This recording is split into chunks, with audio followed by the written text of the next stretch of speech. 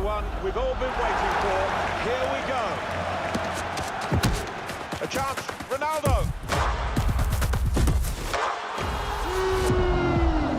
We're on the verge of something that's going to make headlines for years to come. Oh, the whole stadium stands as one.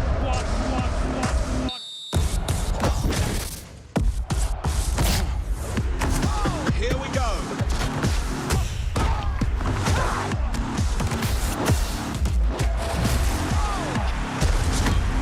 Ladies and gentlemen,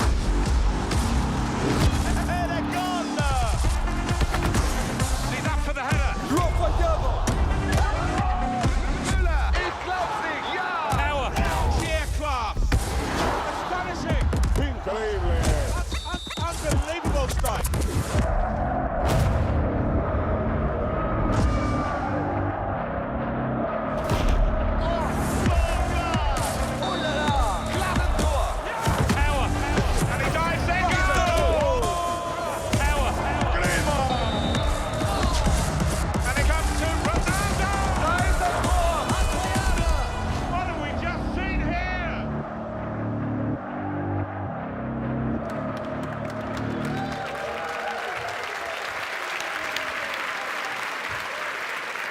Hello everyone, that's FIFA 18 looking stunning on Frostbite, and we can't wait for you to get hands-on with it this week.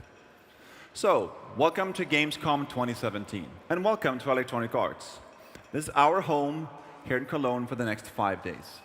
10,000 square meters and nearly 400 game stations ready for hands-on.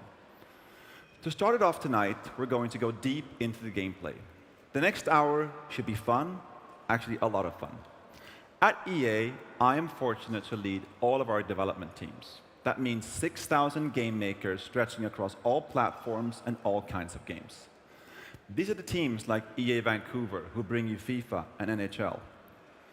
The NFL experts in Tiburon, who are launching Madden NFL 18 on Frostbite for the first time this week. Or our shooter and action teams at DICE and Motive. The speed experts at Criterion and Ghost. Or our mobile studios like Firemonkeys, Capital, and PopCap. We have Maxis bringing some exciting news for The Sims 4 later on, the storytellers at BioWare, and of course, more. With every game, this creative collective is pushing the boundaries for all of you, our players. And frankly, you deserve nothing less. That's why we started off today with a look at FIFA 18 and our brand new animation system. It's why we put risk versus reward gameplay at the heart of Need for Speed Payback. And of course, Revolution is coming to Battlefield 1 from the DICE studio. We actually got 15 minutes of Battlefield in our show here today. We're advancing the state of art in games today. Massive new experiences. Sports like you've never seen it before. New IP, beautifully crafted. And frankly, beautiful stories through our originals program. And experiences optimized for competition to give you a chance to be the next FIFA or Madden or Battlefield star. This is why I love my job, and this is why we come to Gamescom. Because it's always about one simple thing: playing the best games. Let's get things started, and why not start with something epic? Star Wars Space Battles. We heard the feedback from our players asking for space battles in Star Wars Battlefront 2. Now, it's time to see for yourself. Join your squadron, weave in between asteroids, fly through Imperial dockyards, and take down massive capital ships. It's only a part of Star Wars Battlefront 2, but I'm telling you, these battles are so intense, they're almost like their own game. Built by the vehicle masters at Criterion in partnership with DICE and Motive, let's take a look at Starfighter Assault in Star Wars Battlefront 2. Have a great show. All wings, let's give them everything we've got! Right behind you, Poe.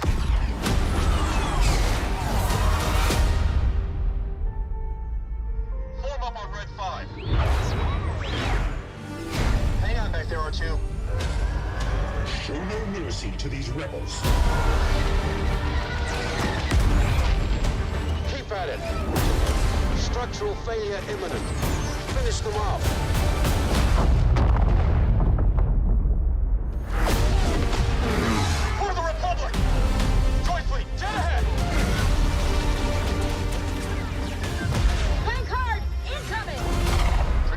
got it. You cannot kill a Sith.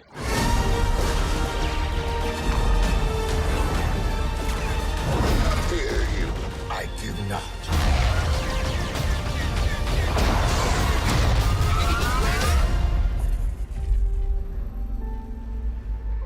Wow, isn't that trailer absolutely amazing? We got to see the Millennium Falcon, TIE Fighters, Darth Maul, even Yoda. This is what we've been waiting for. Hi, everyone. I'm Tim Havelock, also known as Darkness429. And I'm Rob Weil, producer from Criterion. Tim, your reaction is exactly what we were going for when building the new Starfighter Assault. So, Rob, we're here in Cologne for Gamescom 2017. What have you guys brought to show us? Well, we've got 4 things. The first gameplay reveal of Starfighter Assault above the original trilogy, Planet of Fondor. All new class-based ship combat, hero ship vehicles from all 3 eras of Star Wars, and objective-based gameplay. All right, let me make sure I got this right. Class-based ships, hero vehicles, and objective-based gameplay. I can't wait to see it all here in the gameplay reveal of Starfighter Assault. This is going to be a 24-player match featuring some of the top Star Wars Battlefront game changers, like Jack Frags, Star Wars HQ, Battlefront updates, and even myself. We actually got to go down to Criterion Studios and get to record this. Yeah, it was really great having everyone there for an early look at the game. Yeah, and now we actually get to share it with the world, so let's get right into it. There's a Star Destroyer dogfield pairs of the ship. Take out those defenses, or our bombers don't stand a chance. Imperial cruisers are defending the docks. We need them taken out.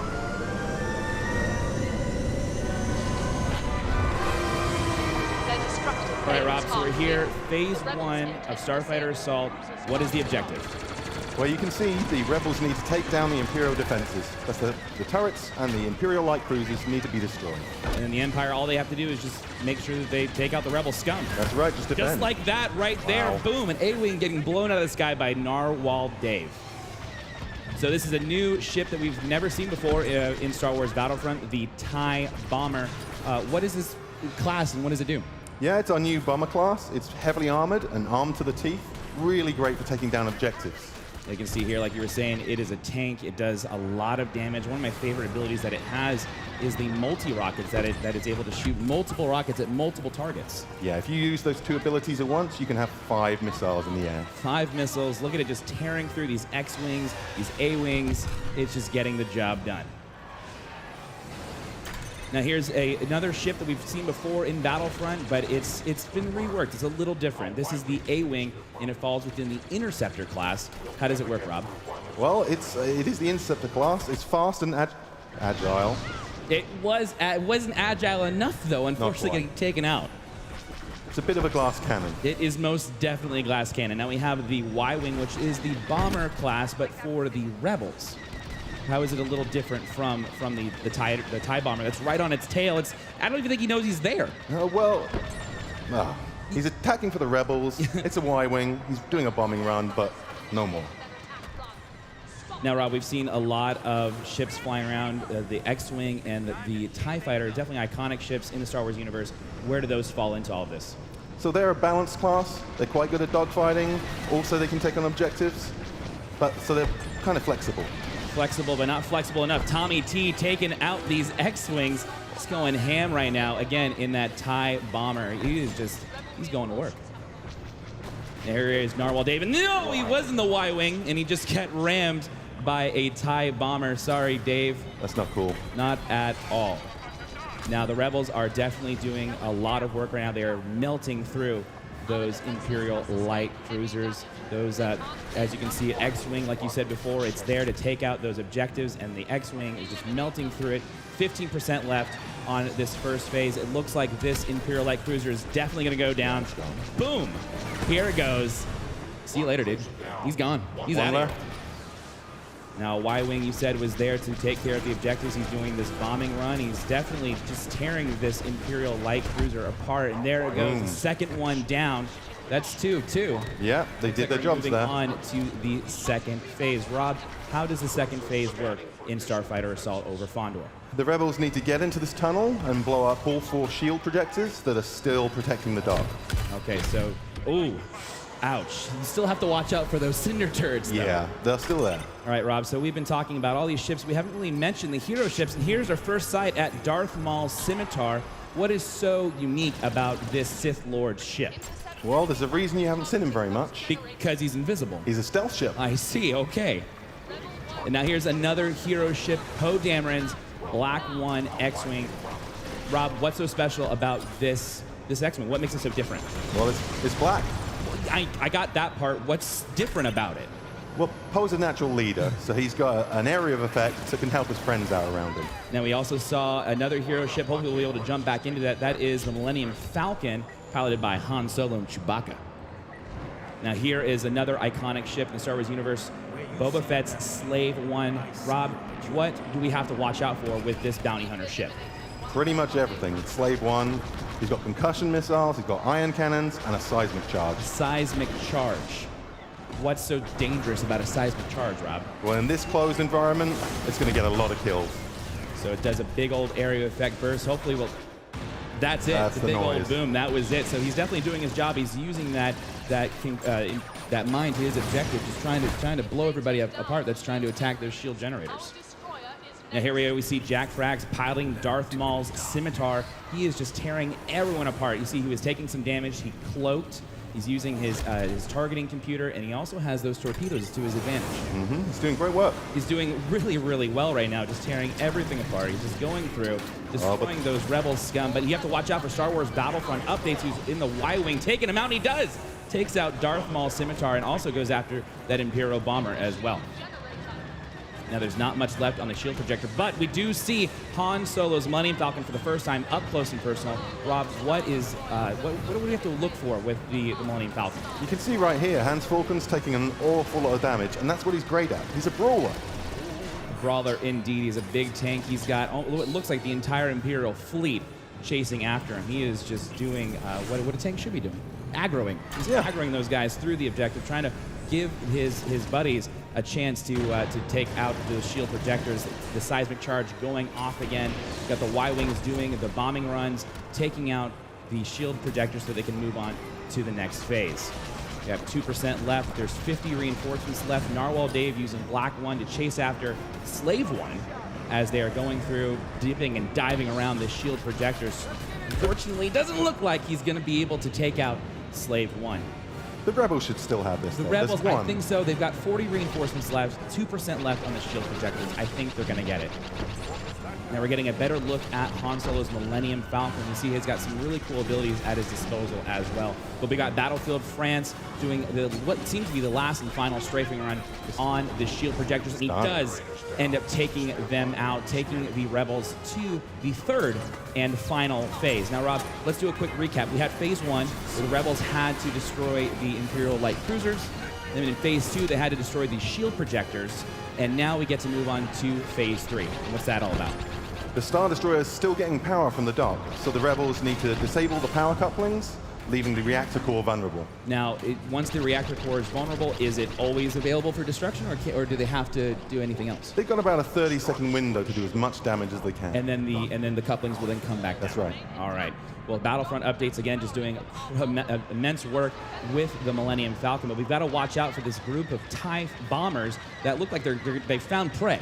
They smell blood in the water. They're going to be going after the Millennium Falcon. I don't want to give Battlefront updates. I want to tell him the odds, but he's got to watch out right here.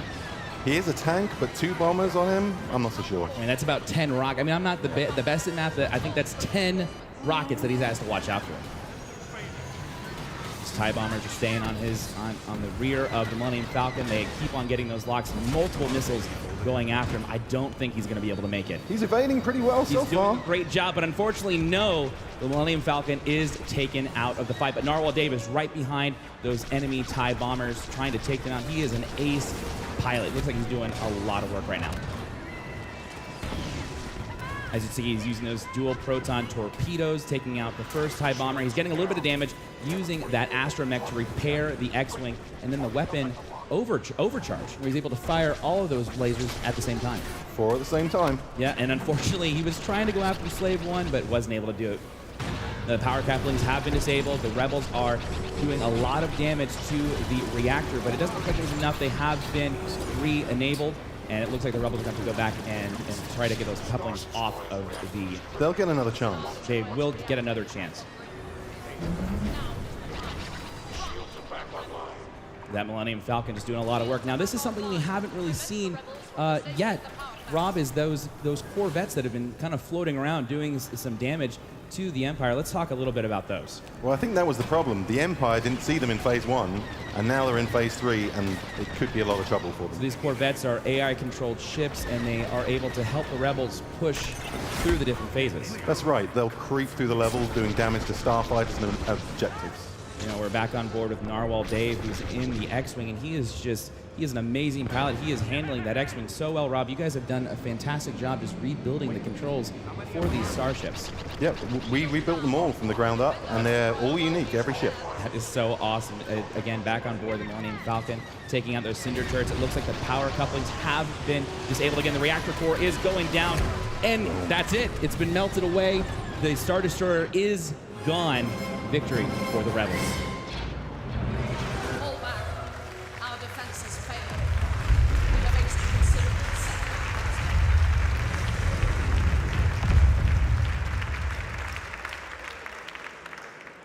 So a big congratulations to the Rebels. They completed all 3 objectives and won this match above Fondor. Starfighter Assault is just a part of Star Wars Battlefront 2. There's a whole new single-player co-op, and of course, multiplayer with iconic heroes from across all 3 eras.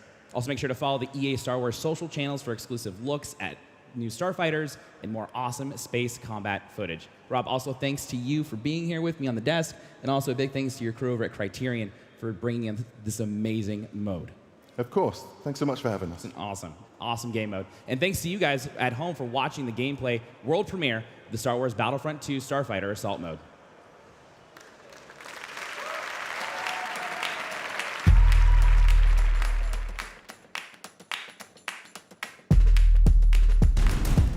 Hey Bruno. Hey Marcus. Hey, good to see you, man. Good to see you too. That's the brand new BMW M5. Never seen in public until now.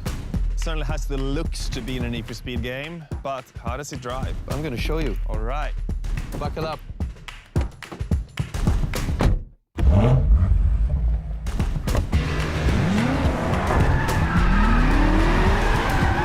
So Bruno, tell me, what's special with this brand new BMW M5? We have, for the first time in an M5, the ability to change between 2-wheel drive and 4-wheel drive.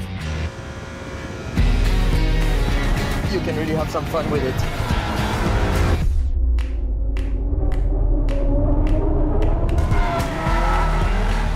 So all this drifting around corners is super cool, but as the name Need for Speed implies, it's all about going super fast. Well, under the hood, I have a V8 engine, which takes you from 0 to 60 miles per hour in less than 3.5 seconds.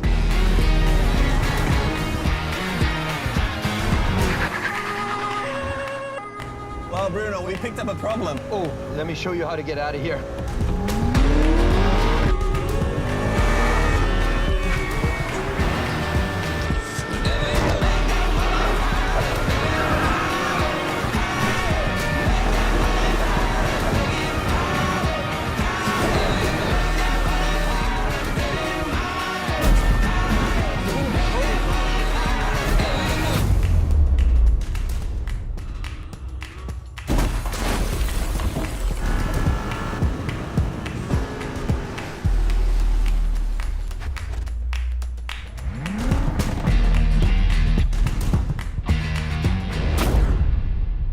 What do you say now?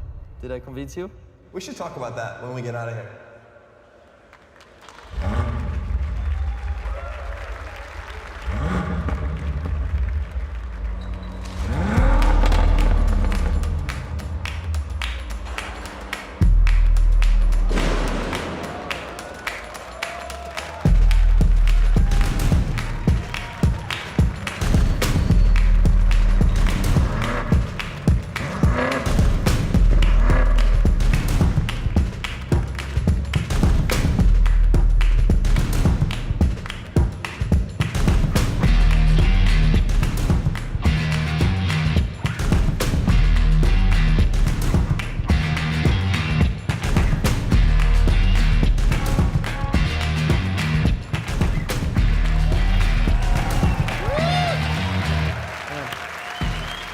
Well, Bruno, so that's one thing on the bucket list. That was a real Need for Speed moment you delivered right there. Happy you like it, man. Well, welcome everyone to this segment of Need for Speed Payback, but also welcome to the world premiere of the all-new 2018 BMW M5.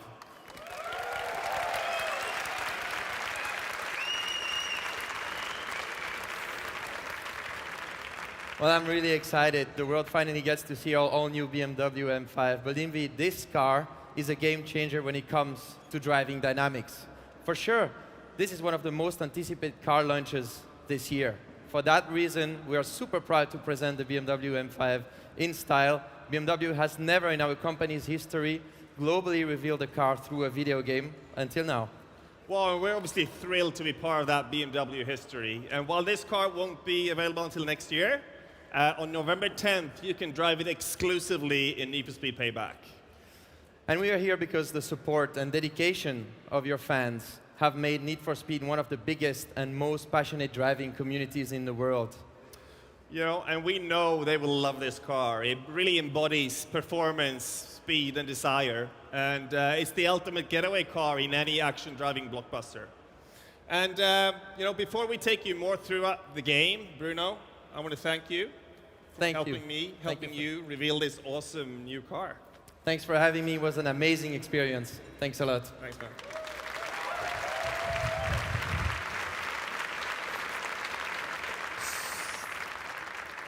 So, what you've seen, the pursuit, the explosions, and the getaway, is just a small taste of the intensity that you'll find in Need for Speed Payback. This game is an action-driving blockbuster. It's complete with the hottest cars doing the most insane things behind the wheel that you can ever imagine. But out there on the roads of Fortune Valley, you need to watch your back because everyone wants to take you out, and that includes the cops. In Payback, cops are back, and the stakes have never been higher. An infamous cartel, called the House, is bankrolling the police, which has allowed the reinforcements to expand and include new enforcer vehicles, like the Rhino, and kill switches and helicopters. They will do whatever it takes to bring you down. But there's no greater rush than battling through wave after wave of aggressive cops and then finally outsmarting them to show who only owns the streets. This tension is part of the Need for Speed DNA, and this year, we turned up the heat. So let's take a first look in how we are raising the stakes in Need for Speed Payback. Dankeschön. Mac, how do we always end up in situations like this?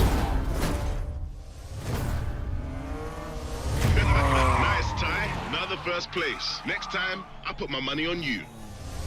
Crap! Cops! They're coming from everywhere! All right, get me out of here, Mac. Move! They're closing the road ahead. A small window on the left. You sure I'm gonna fit? Plenty of room. Like a clock, baby. We got spike strips. Slow it down. On a mission, no other way they can stop me now. Mac, did you see that? I did. Come on, let's get you home. Sounds good to me. At the end of this, you'll need to turn left. It's a cop! No! Okay, come on. Start for me. Mac, he hit me with something, Mac. I can't start her. I can't hear you, Mac. You're breaking up. Big ass rhino! Go! There's a big ass rhino coming at you. Really? I didn't notice. All right, then. Let's try to keep up. On a mission, no other way they can stop me now.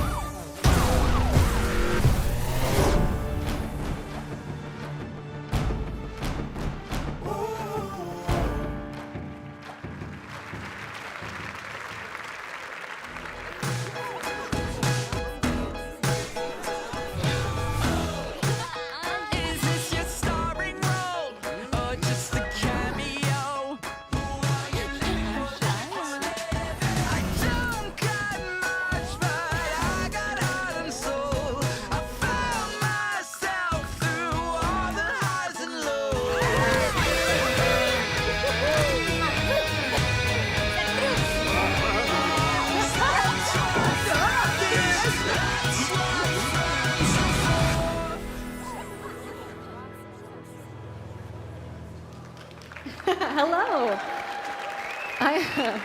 Thank you.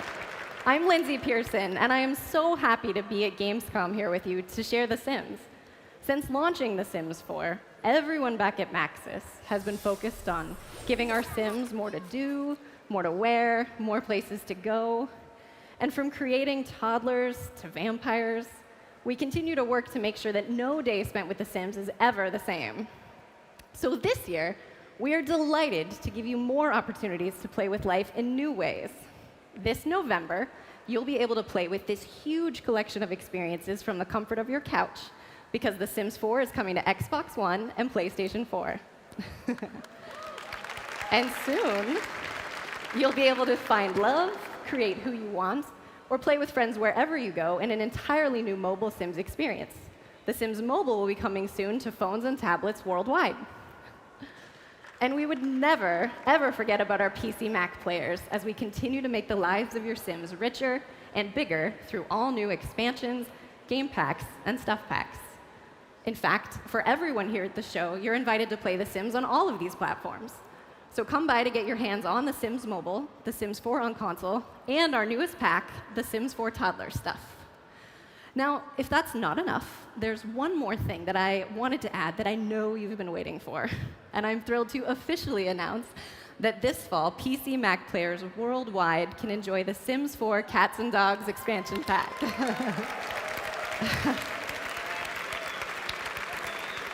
Cats and dogs are a huge addition to The Sims 4 because just like in real life, they make our lives richer and cuddlier and sillier.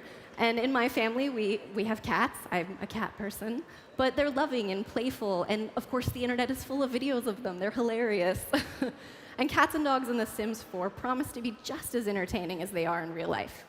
So to help us get in the spirit and announce this expansion, we have a special celebrity guest joining us today. And we are so excited to have him. He is huge in our community and a real influencer with over 6 million followers on Instagram. So ladies and gentlemen, please join me in welcoming internet sensation Jif Palm. Come on out. Hello, Jif Palm. Hi, Jess. Hi, everybody. This is Jess. She works with me on The Sims. And thank you for hosting this little guy. Jif Palm, we are so excited that you could join us to announce this expansion pack. So, Jess, I know you've been hanging out backstage, getting to know him, maybe getting to be friends? Yeah, we're totally buds now. He's been showing me some of his signature moves out back, but I have to admit, we've also been taking a lot of selfies. Well, that is what I would do as well. So, Jif Palm, I think this is your first time at Gamescom. Do you want to say hi to everybody? Say hi. No, there's no need to translate that. That is international right there. So, Jif Palm, how do you like the food here? He's very excited. I see that. No, you are just amazing, and you're so cute. So, okay, I'm super impressed, especially because I know you came a really long way. How do you feel after all your travels? Lie down. Oh, I know. I'm a little tired, too. But my work is not done yet. I have to tell all these folks about the game. So if you want to go back to the green room and get a little dog bone, I don't blame you. But before you go, let's capture your big moment at Gamescom. Yeah, Jif, come up here. Sit up. Good boy. Oh, he's so cute. Ready? Jif. Jif Palm. Ready? Gotcha. All right. Animals are always a little unpredictable. Thank you, Jif Palm. You're so cute. But thank you both so much for coming out to help me talk about this. You have been awesome. Thank you. I look forward to seeing more dogs and cats like you in The Sims 4 Cats and Dogs. He is just the cutest. So, being a huge animal lover myself, I can honestly say that these cats and dogs will be the cutest and most charming furry friends that you've ever played with in The Sims. And as I mentioned, I'm a bit of a cat person. I have 2 of them, and I love to recreate them in the game. But whether you're a dog person or a cat person, with what is easily my favorite creative pet, you can choose breeds, customize their coats, and with so many options, make any cat, dog, puppy, or kitten that you could imagine all of your own. And just like in real life, our cats and dogs are so much more than their pedigree. By giving them traits, you can make each pet truly unique. Or you can adopt a cuddly stray found around our brand new world and discover their personality as you play. When you've found that perfect fluffy partner, You can train them, dress them up in super cute costumes, and bask in their undying love and devotion. In The Sims 4, your Sims can be anything from an astronaut to a doctor. And now, with cats and dogs, we have one more dream job to cross off that list. Your Sims can become a vet. And on their way to becoming the world's greatest animal doctor, your Sims can run their own clinic, treat bizarre ailments, or even hire other Sims to work with them. And all of these experiences really come together in our beautiful new coastal world. We can't wait for you to get your paws on cats and dogs, and we'll have much, much more to share in the months to come. So before I go, here's your first official look at the Sims 4 Cats and Dogs expansion pack. Enjoy!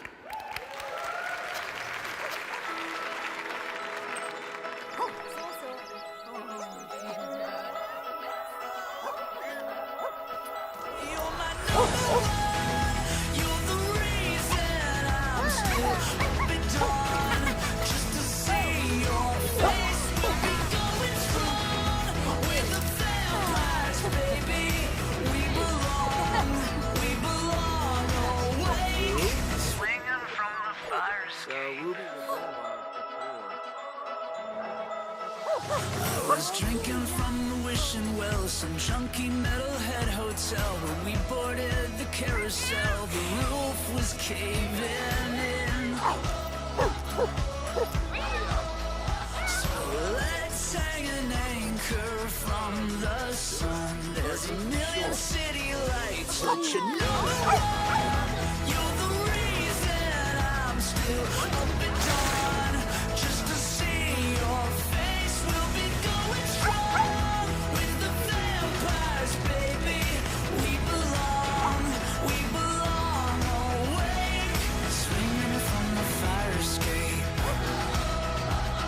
swinging from the fire escape, swinging from the fire escape.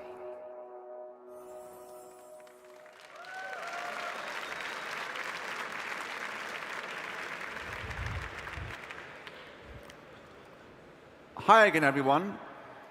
By now, you have probably heard me talk a bit about EA Originals, our program to help small, independent studios bring uniquely innovative and memorable games to all of you.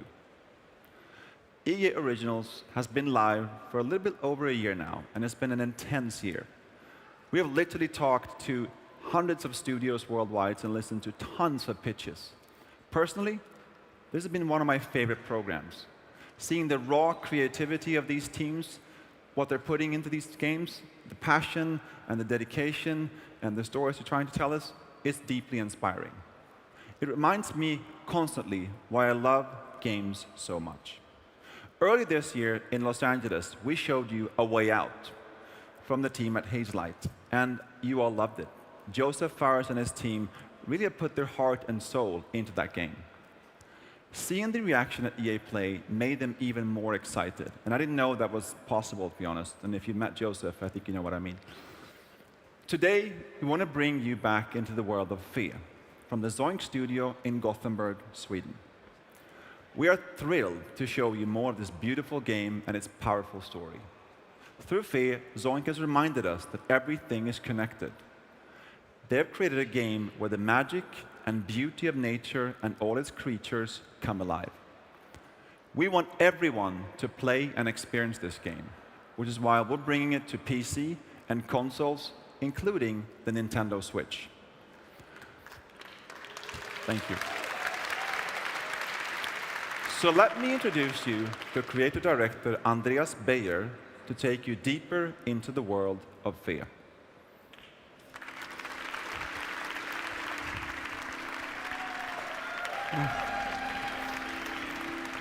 Hello, everyone.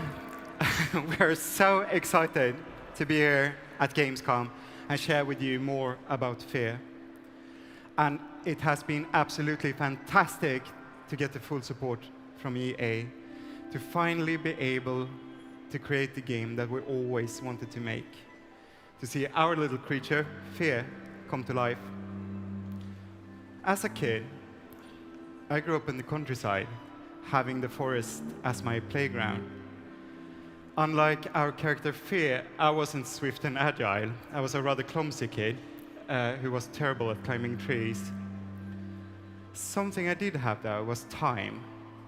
Time to explore and to be curious without being interrupted.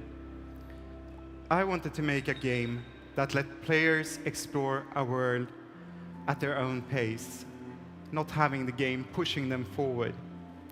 Having that same freedom I had as a kid to take their time to figure things out. I wanted players to find their own path, because when you do, it becomes your own personal experience. In Fear, the forest is a living thing, almost like a creature of its own. It can be both light and beautiful, or dark and scary.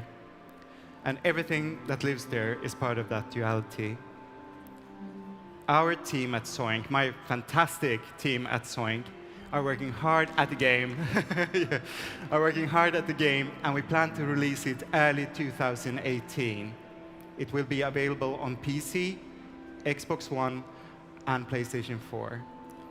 And just in case you want to play this game out in nature, I don't know if Patrick told you, we will also release it on the Nintendo Switch. And now I'm really happy and proud to show you more of our game. Thank you.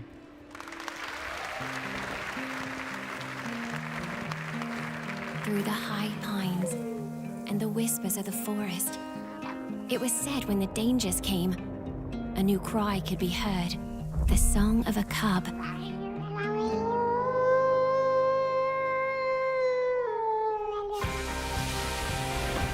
Born to sing in full voice, a song of all alike, a song to break the silence, to heal the forest of life, to take the shadows, to be cunning and sly, to stop the evil, the silent ones, and make the world a home again. That's how the story goes. The story of the beast with those four dirty paws. To fly and to fly. Do you hear her? Can you hear the forest speak?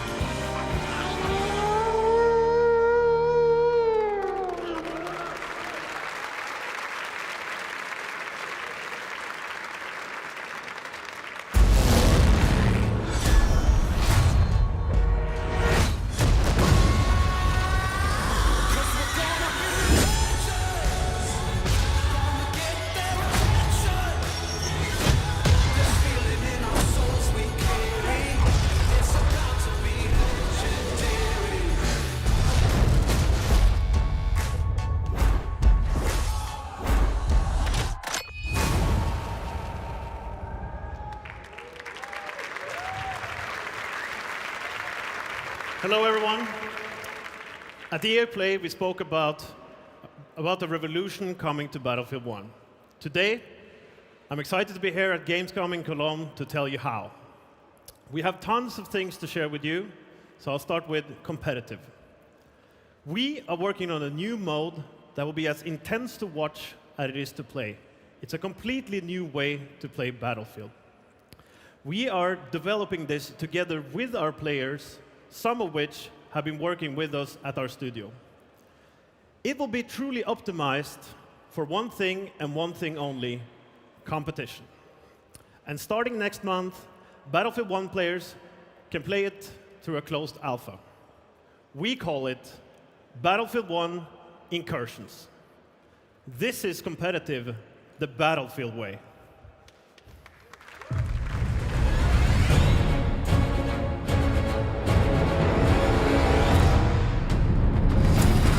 It's super exciting that Battlefield is finally getting a competitive mode. It's been asked for a really long time. Something DICE has been working on with the community's feedback. Nobody's heard about it until now. It starts with creating a game that the community loves. It's super early in production, but we want to get out there to the players and bring them in as part of the development. EA is listening closely to players in the creation of the game. and watching through their eyes and seeing the way that they play the game, it's a really amazing experience. The team play that Battlefield 1 Incursions has generated has been nothing short of amazing. It takes the teamwork of Battlefield and takes it to a whole new level. 5 people on one side, 5 on the other. Fast, strategic gameplay. It's extremely important for the game to be just as much fun to watch as is to play. And that starts with the changes that we've made to the scoring system. What we get is a much more intense experience where every point matters. But that's the point of the game, is to win. I can get a little competitive sometimes. One of the unique aspects of Battlefield 1 Incursions is that we're allowing players to choose their kits before they actually get into gameplay. So teamwork is really important here, and kit play is going to be one of the most important factors in this, which brings in something that we haven't seen in any other competitive game. There's a lot of strategy with teammates, with more decision-making. The intensity of the games. You don't know what's going to happen next. That's why I love Battlefield. We can't have a Battlefield 1 competitive experience and not have vehicles. I can tell you what, when they roll around the corner, it is scary. That tank is not easy to take out. Vehicle play can change the outcome of a game. There is no game that has that balance of infantry and vehicle play like Battlefield does.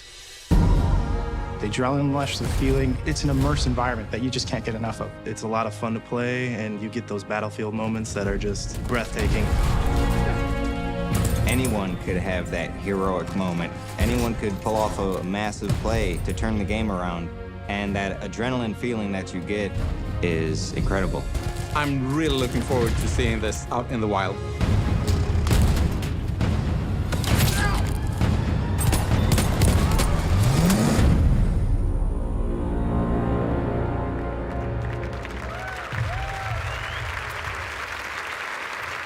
Yes, finally. You can register for a chance to play the closed alpha right now on battlefield.com. Next, get ready for the second expansion pack called In the Name of the Tsar. This is where players get to go to the frozen battlefields of World War I's Eastern Front. It's fast, unique, and coming next month.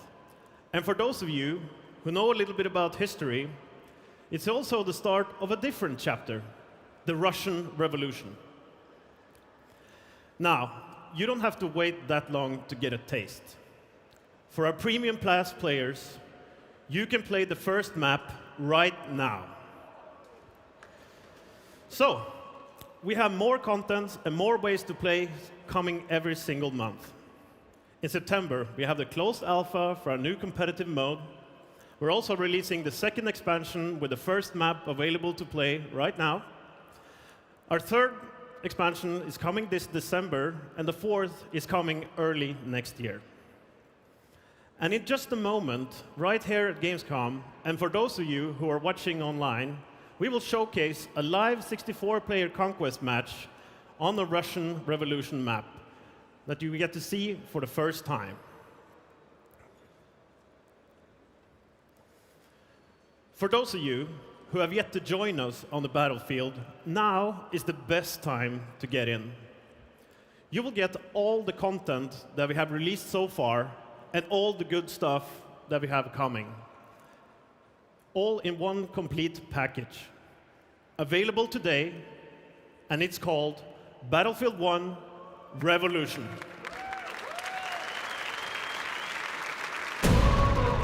Can you hear the drum hit? There's a revolution coming. Right away, the fever burns. Sweat it out, wait my turn. Can you hear the drum hit? There's a revolution coming. I've been waiting all my life. Run down what I've always been chasing. Block out every fear I've been facing. Begin to howl.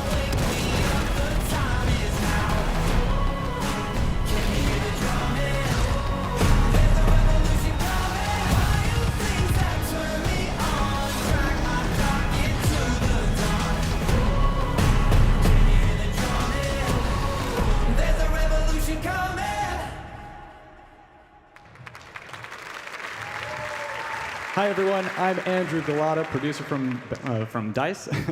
And I'm here to talk about Battlefield 1. I am so excited to be here. We've been talking a lot about Revolution, and I can't wait to show you guys what we've been working on.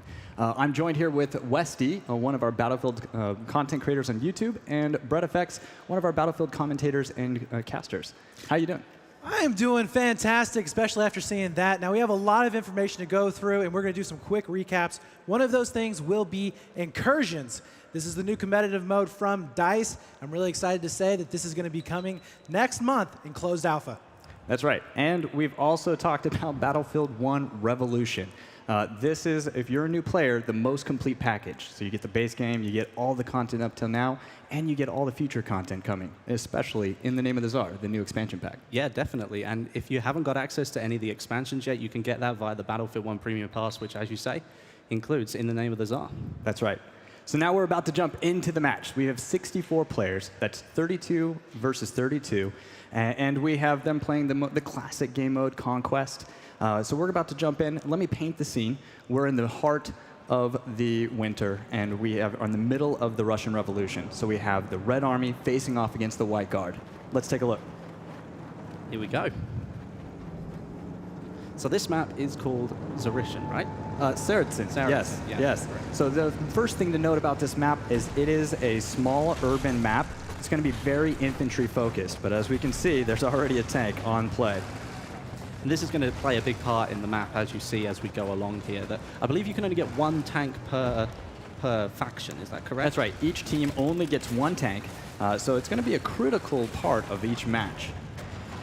And as you can see here, this is a very unique tank. This is not a Russian tank. Russians were known for their armored cars during World War I. This is a Mark V. It's a British tank. In 1919, they started to support the Russian Revolution. And one of the things that I do want to point out on this particular map is the fact that there are only 3 flags. You know, this is actually not common in Battlefield. So very, very small map, and a lot of action, I imagine, is going to be happening around that B site. That's right, yes. And as we know, and for those who don't know, Conquest is all about capturing those flags. That's your objective. You need to go capture those flags and get those points. The kills will also count for you, but this is what you're going for. Yeah, this is the classic Battlefield 1 mode. And actually, just on screen now, I think this is one of the new weapons that's coming with this expansion pack. Yes, this is the Perino, and looks like we also pulled out the Obrez. But yeah, this is the Perino. It's also dressed up in the new skin, the Fabergé. Yeah, it looks really good, that one, actually. And that's a set across all of the new weapons that are coming, right? That's right, yeah. It's something that we're showing off a little bit. It's to kind of honor one of the Russian designers. Oh, that's cool. And now we have one of probably the best shotgunners up. It was Jack Frags up there, but now we switched over to Darkness here, who is once again going to be using that new LMG. And you can see him trying to get as much ammo out to his teammates there to cap over onto the C flag. Now, this is something that we have seen in previous games where, you know, that B site's so hard to take that you do have people going in for the flanks. And now it's going to be interesting to see how the Light Guard actually come back after this. Yeah, because as you say, the Red Army falling behind here a little bit, but the 2 capture flags on the outside, A and C, they're sort of like the gimme flags, right? And the fight sort of focuses around that B center point. Yeah, taking the flags close to your headquarters is going to be the simple task, but good teams are going to start flanking around and trying to take those points. The most contentious point is going to be B in the Cathedral of Light in the center of the map.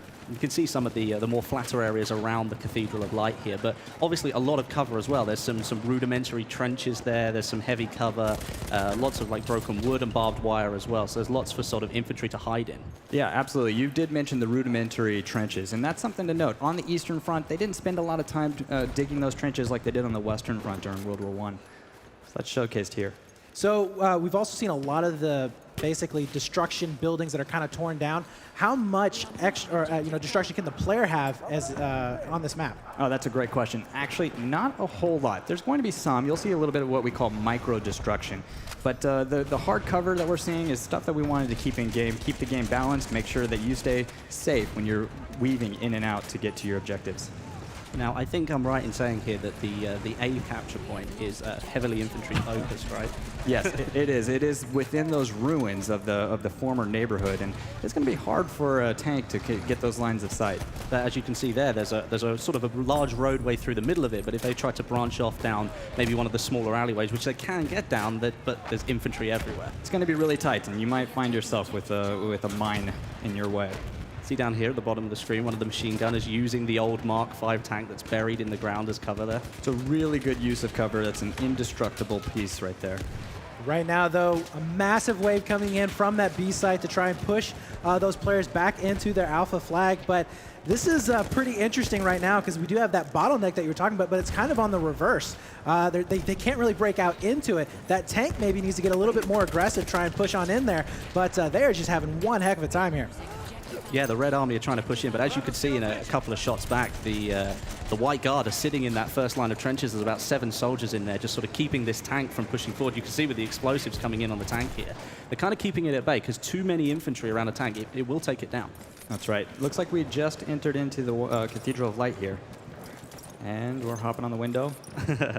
Yeah, but here we can actually see inside, and this is something I think we should talk about, because it's actually a beautiful building inside there. Yeah, a lot of work was put into that building. It's a shame that most players are going to be running around quite hectically in there. If you have time to stop and just look, it's really beautiful. Here we are with the, this is the double barrel shotgun. We should be able to get a little bit of action with it here. That's right. I'm right in thinking that you can fire both shells at once with this thing if you want to. Yes. That's like a double dose of pain right there. Absolutely, and it's fantastic for taking down the cavalrymen as well. But right now, oh, we have another new gun right here on screen. This is from the medic class, I believe. That's right, it's the Fedorov Avtomat, and this one is really unique in that it allows you to be able to choose your firing type. So you can go burst or you can go single shot.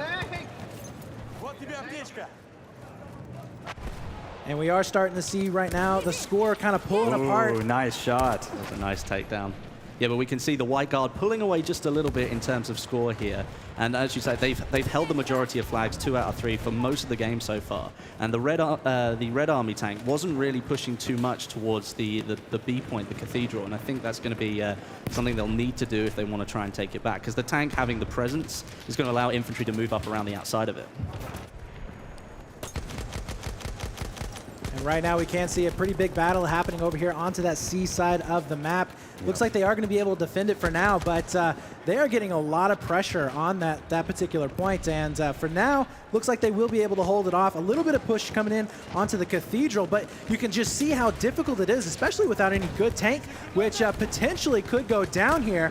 But, oh, nice shotgun there. As that's going to be Jack Frags. Kind of come out, he does, gets the knife. Beautiful job. That was a nice takedown. That was good. Close quarters with the shotgun. Couldn't quite finish him off. Whipped out the knife. Job done.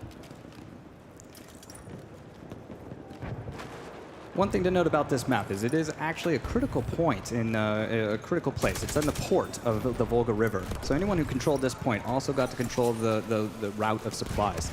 So this was something that the Red Army really wanted to take and control while they were trying to fight their way to control Russia. Well, right now they're facing a rather big push from the White Guard. As you can see here, we've got some tank action going on, but they seem to be separated at the moment. There's so much infantry action going on in the middle that they don't want to push too much and then lose the tank. Yeah, it's a vital part of the battle. The tank is really trying to hold on here. Yeah, the Red Army really struggling to get any point. Now almost going to get 3-capped, and we all know that if you're getting 3-capped in Conquest, the game could end fairly early. So they really need to rally back and get onto that point as quickly as possible. I think they've solidified the A capture point now. Looking at it again, it doesn't appear to be contested right now, so perhaps they sort of settled back down again, but they really do need to make a push for that Cathedral if they want to try and claw their way back in. I think that's the key to this win right here. Anyone who controls B is going to have that victory.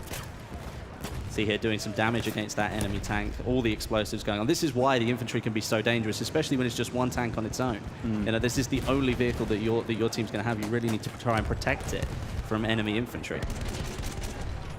Yeah, it is really just a fantastic sight right there, looking at it from above.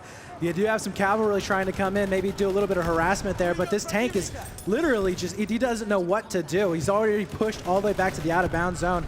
But we are going to be seeing him slowly but surely kind of inching his way up. He's about half health, so he does need to be careful. But, you know, this is really interesting, too, because we haven't really seen too much from the other team's tanks. So maybe they've kind of just focused on purely just pushing them in terms of the infantry. Oh, here we see an actual battle going on at the cathedral right now. You can see the flag is being contested. Both sets of infantry are in here trying to battle it out. And as much as it looks just like a building on its own, it is a really large building. This is a great shot here. You can see the full scope of the building now. Yeah, it's absolutely insane, the size and scope of this building. Not only that, but you do have some vertical gameplay with it, because one of the entrances where it's crumbled at the side, where it's been hit by a shell of some sort, you can actually get up onto sort of the first level of buildings around the top there. Yeah, I actually think that's going to be one of the keys to victory too for this point. When you can get to high ground, you can control that point. One of the things I do want to point out, though, is that the Red Army is starting to come back. They were capping over there onto that Bravo point. They have about 4 minutes left, so it is possible for them to come back and try and take this win here. They just need to hold on to these 2 flags, but a massive fight now happening for the center. And you can see right now the White Guard starting to win that back slowly but surely, as the new weapons are being used to quite good effect here. And this is just chaos right here in the middle of the map. Just as we suspected when we were building the map, that this was going to be the most contentious area. Lots of people pouring in through the doors and trying to get access to this point. And as you say, like that, you could see just across from each other, there's 2 sort of entrance doors, and there's one at the rear and at the front. You can almost jump out from the top floor as well. So there's lots of different ways that infantry can get in and out of this building. So whatever team is in there has got to be careful that the enemy team doesn't try and come and take it straight back. Yep. At the same time, though, the team in the center has to be careful not to get too concentrated, because if you look there, they were taking their back flag. So they need to make sure they kind of spread out, kind of get a little bit even throughout the map, and then defend that way. But you know, right now the flank is going to be working for, I believe it was the Red Army, trying to go ahead and secure those 2 caps. Yep. You can see here, the Red Army have got control of the A capture point, and I believe they're contesting the C capture. Working on C. Yeah, they're working on it. Ooh, and we got a Flame Trooper right here. So how many kits do we have for the elite classes? Yeah, we actually have 3 elite classes on here right now. So you can get the Flame Trooper, and that's around the outskirts of this area here, the perimeter of the cathedral. You may also find a sentry kit here. We also have a water-cooled LMG sentry kit that's something that will spawn on your headquarters if you control all 3 points. Oh, okay, so there's a third one further away from the edge. Look at all the enemies here. Oh, here we go. Damage. He is going to roast them nice and toasty. He picks up one, picks up a second one potentially here. And he just did a fantastic job of clearing out those players. Will have plenty of health as well, and he's going to re-engage. Fantastic job from Jack here. A great use of the Flame Trooper right here. I'm guessing this is what you guys exactly thought would happen with the flamethrower. Like, we'll put it near the cathedral where it's going to be most effective, right? Right in these hallways. Just a perfect use. This is great. This is just not even fair right here. He's just going and running train on these guys. But we got 2 minutes left here on this particular map. A little over 100 points down for the Red Army. Right. The White Guard is pulling away here. They seem to have dominated very much from the start, and I think perhaps the Red Army just suffered a little bit from not being a little bit more aggressive at the start, trying to contest the cathedral earlier on, maybe try and gain a bit more of a foothold in the match. Yep. Absolutely, and you can see right now just so much chaos. You have the above action there from the second level shooting on down.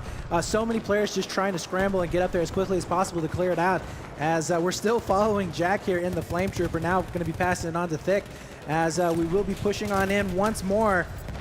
No, just not going to make it. No. This is the problem. Like, because the White Guard are sitting inside the cathedral, the Red Army are having a horrible time trying to actually get in. Yeah, but it looks like we've got the tank up close. It's just taking a lot of fire damage here.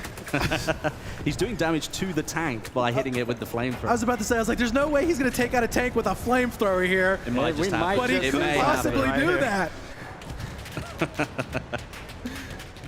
And you can see right now, yeah, just the infantry trying to pour in from the sides, but not able to do so. The tank is kind of baffled as to what to do right here. He is getting a couple of kills, but this is just not look massive craziness going down.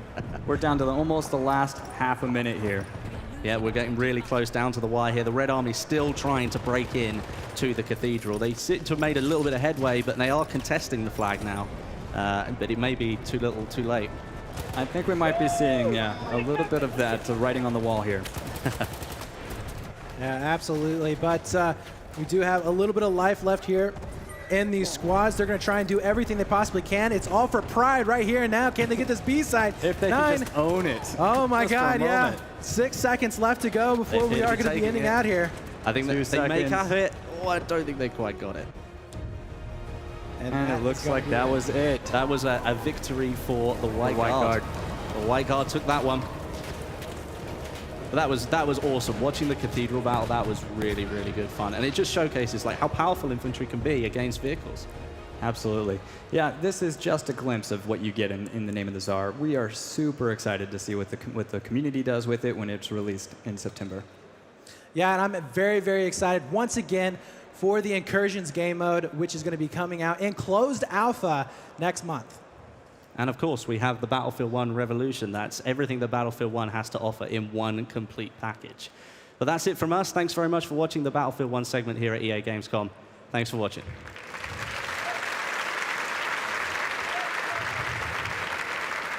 Thanks, guys. Battlefield 1 in the Name of the Tsar is really intense, but also a ton of fun. Now, we hope that you've enjoyed this view into our biggest experiences coming this year. We showed you a lot of gameplay tonight, but of course, there's so much more. For those of you here in Cologne this week, please join us to go hands-on with many of these games. And for those of you around the world, join us online for more content and live streams from EA and our Game Changers creators.